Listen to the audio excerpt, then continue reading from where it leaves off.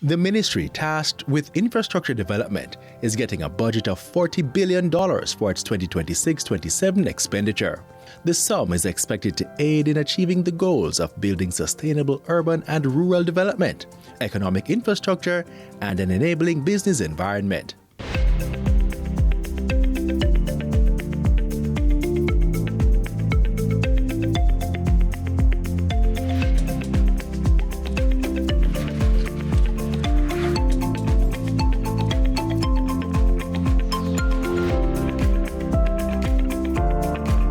The Ministry of Economic Growth and Infrastructure Development will be spending $18.6 billion of the $40 billion expenditure on its operational costs. Of that amount, $12.9 billion will be for use at the Central Ministry. 3 agencies under its oversight, the National Environment and Planning Agency, National Land Agency, and National Works Agency, are getting almost $6 billion combined. The remaining $21.8 billion will be divided amongst the ministry's 11 capital projects.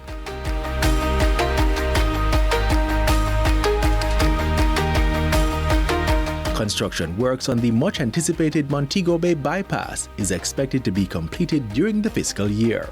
This is to be facilitated by the $11.6 billion that has been budgeted in 2026-27 as part of the $41.9 billion Montego Bay Perimeter Road project. It was designed to create a safe and reliable alternative route for motorists traveling across and within the second city, easing congestion and opening up more avenues for development. This year's allocation is also to acquire the remaining land needed for both the Montego Bay and Long Hill bypass roads and complete detailed designs and continue the construction of works for the Long Hill bypass. There's a process in the government system to procure these things. You cannot just, as a government, get up and pay somebody for the land. It has to go through a very rigorous process because land tenure is a very peculiar and very well debated aspect of the law, and we have to acquiesce ourselves to those principles and those legal requirements. As of December last year, preliminary geotechnical investigations have been completed, as well as a detailed design for the corridor. Construction on the Montego Bay bypass is 65% complete and land acquisition at 60%. 8.6 hectares of trees have also been planted. The overall project is scheduled to be completed in March of 2028.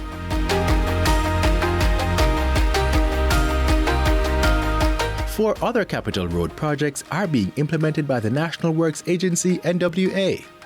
Chief among them is the Shared Prosperity through Accelerated Improvement to Our Road Network SPARK program. So what SPARK is doing is looking at these roads and saying, what best design can we implement on these roads to make them more efficient and more usable.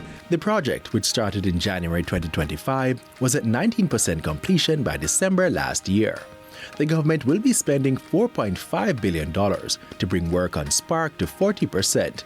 Projected for completion in March 2028, the aim is to enhance mobility and connectivity, support economic growth, and improve the quality of life for communities by providing a more reliable and resilient road network. Another capital road expenditure is the Southern Coastal Highway project, for which the government is spending $2 billion in the upcoming financial year to complete tranches 3 and 4. The work will also include design, land acquisition, and commencement of the Port Antonio bypass. For decades, Port Antonio has been one of Jamaica's hidden gems, blessed with natural beauty and rich cultural heritage, but held back by limited access and inadequate infrastructure. The current route through the town centre, while scenic, adds to the traffic congestion in the town. Targets for the year include improvement of the main road from Harbour View to Yallahs Bridge, rehabilitation of 93 kilometers of main road from Yallahs Bridge to Port Antonio, rehabilitation of 27.5 kilometers of main road from Morant Bay to Cedar Valley, relocation of installations, as well as construction of the Maypen to Williamsfield section of Highway 2000.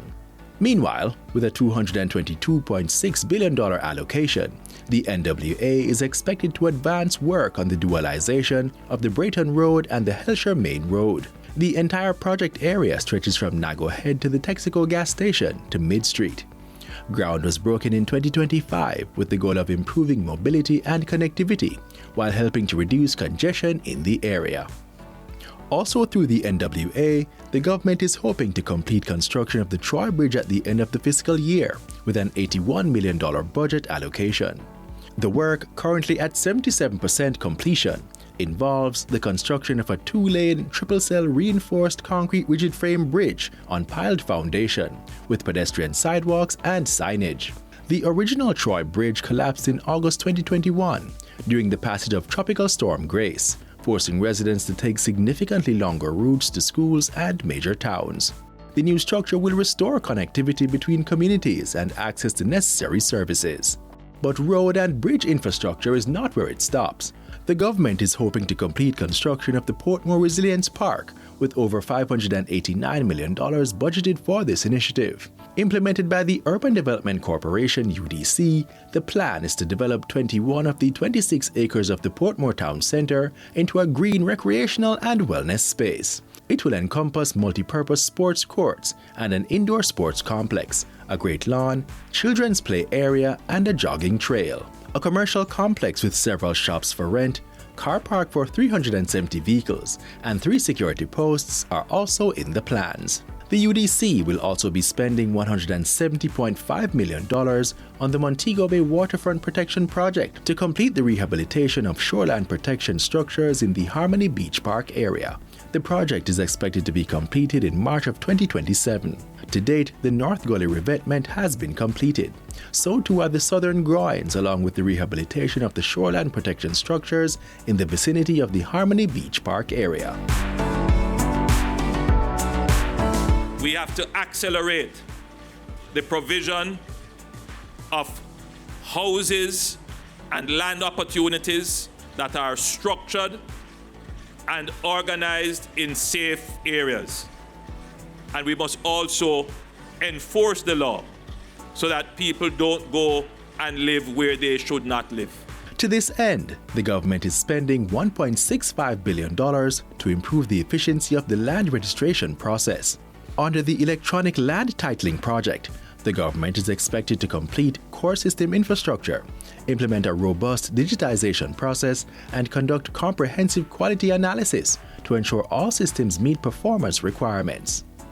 The ministry is also moving forward with a project to conserve biodiversity and reduce land degradation. This year, that involves the onboarding of consultancy services to rescope the project's development objectives, establishing the project executing unit, and hosting a project inception workshop. Under the economic growth portfolio, the Development Bank of Jamaica will continue its support of startups and small and medium-sized enterprises (SMEs). $900 million is allocated to the Boosting Innovation, Growth and Entrepreneurship Ecosystem Big E program. This will bring the initiative to completion by September by completing final disbursements under the Incubator Accelerator program. Government, through the ministry, is also supporting extensive renovations and security upgrades of a facility for use as the United Nations offices in Jamaica.